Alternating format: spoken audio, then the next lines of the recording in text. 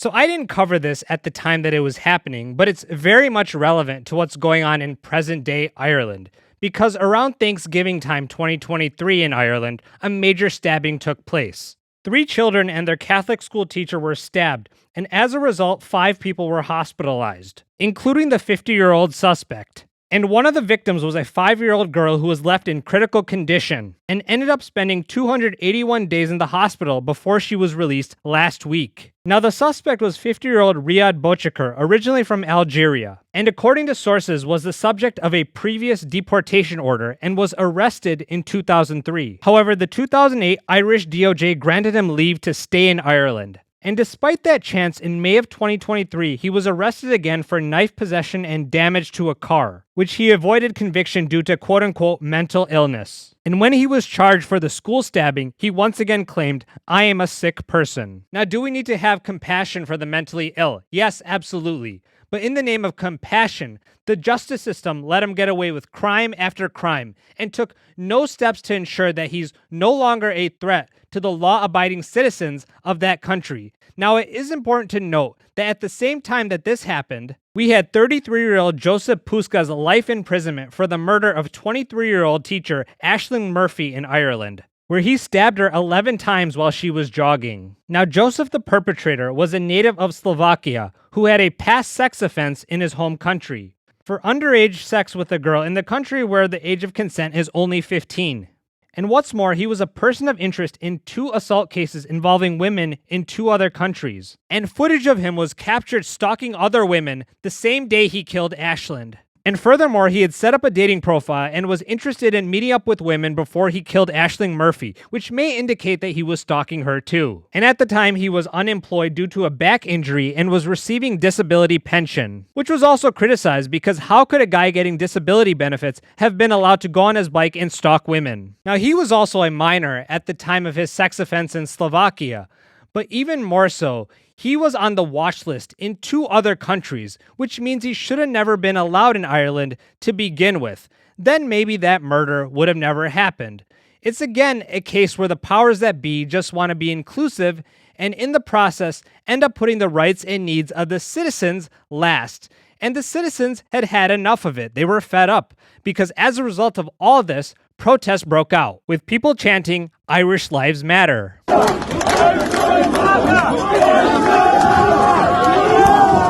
And even spray painting places with that phrase. And they eventually clashed with the police.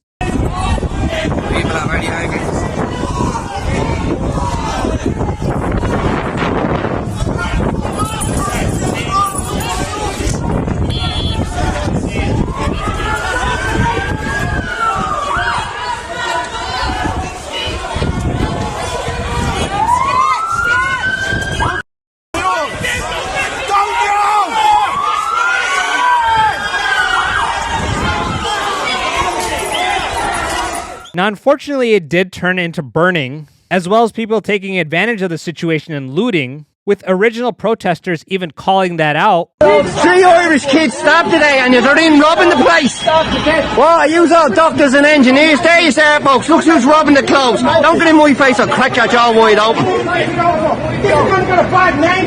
3 kids stabbed. 3 babies stabbed. 3 Irish babies. You don't rob shops. Don't rob shops. Okay, there you are. But despite it being people just taking advantage of it, the powers that be labeled Irish Lives Matter as anti-immigrant and hate speech, with the then Prime Minister Leo Varadkar gaslighting. To all those cowardly champions of Ireland who took to the streets of Dublin last night, let me say one thing. Ask your sisters, ask your friends, ask everyone you know what they fear most on our streets. They're afraid of you, afraid of your anger and your rage, afraid of your violence, your hate, and how you blame others for your problems. And the police commissioner blaming the far right. Well, I think there's disgraceful things in terms of major investigation, maintenance proceedings, all in levels, and we have a complete lunatic hooligan faction driven by far-right ideology and also this disruptive. And BBC using that same rhetoric. Now, I don't condone protesting when it turns into looting and burning, But at the same time, to villainize the entire group of protesters as all far-right and anti-immigrant is just dangerous and outright divisive, especially when the majority of them just want safer streets and better immigration policy. Now, where else do we see that happening, where there's more vitriol to the people who have something to say, or the people that are protesting, rather than the perpetrators of the precipitating act? Do I need to even answer that question? America! But either way, in the midst of all this, it seems there was one unexpected hero, and that was MMA fighter and Ireland native Conor McGregor, as he took to X to say, "Ireland, we are at war." And in a now deleted post on X, said that while he doesn't condone the riots, attacking first responders, or looting because it achieved nothing, he does understand the frustrations, and that change is needed fast. He's tactical and has backing, and there will be change in Ireland, mark his words.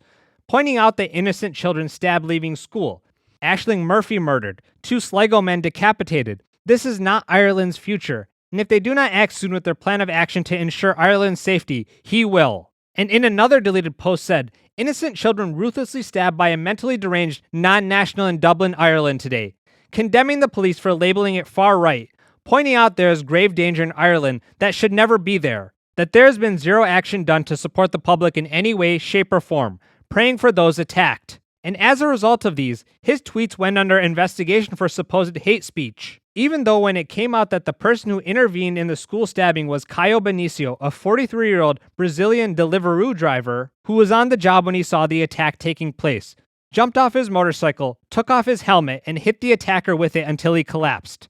Which McGregor also recognized him as a hardworking Brazilian contributing to Irish society. We love, appreciate, and respect you greatly. Thank you so much, Caio Benicio. You are forever free to eat at my establishment. Which I think he speaks for all of us who just want people coming in from other countries to become contributing members of our society.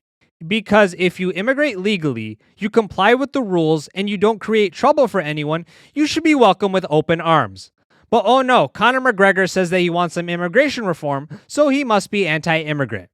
Now, thankfully, all these censorship attempts seem to have been ineffective, because in May he tweeted, "A lot on the mind calmly, dissolving Dáil Éireann, which is the lower house of the Irish legislature, launching an immigration and deportation task force into effect immediately, empowering workers, families, communities," and just a few days ago took to X to say, "As president, I hold the power to summon the Dáil as well as dissolve it," that he'd answer to the people of Ireland on these thieves of the working man, the disruptors of the family unit, and destructors of small businesses, that the charlatans in power would need to answer or he'd dissolve the Dáil immediately, until people get their answers, that this would be his power as president, because Ireland needs a president employed wholly by the people of Ireland, and that he's the only logical choice. 2025 is upcoming. And he also made a video that seemed to be a campaign ad. It's time to show these young boys that this is man's work now.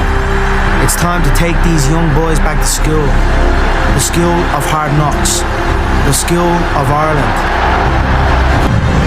This is your moment. This is our moment. This is where we introduce the world to the new Ireland. An Ireland made tough through battle. An Ireland made strong through sacrifice. An Ireland that makes no apologies for its success and no excuses for its failures. An Ireland that strives forward against all odds. An Ireland that stands up and fights. Always remember, we are not here to take part. We are here to take over. And really, I don't think that what he's saying should be seen as radical, wanting a government that's answerable to the citizens and not some unelected bureaucrats who have no accountability. And also, this seems like someone who cares about strong families, about the working folk. It's a bunch of the things that I like about people like Vivek. And who knows if he's going to follow through with this. Hopefully he does. But either way, this seems like someone who doesn't kowtow to the establishment. And for that, he should be listened to. Ladies and gentlemen, if you enjoyed this video, please give it a thumbs up. And if you're new to this channel, hopefully I've earned a subscription.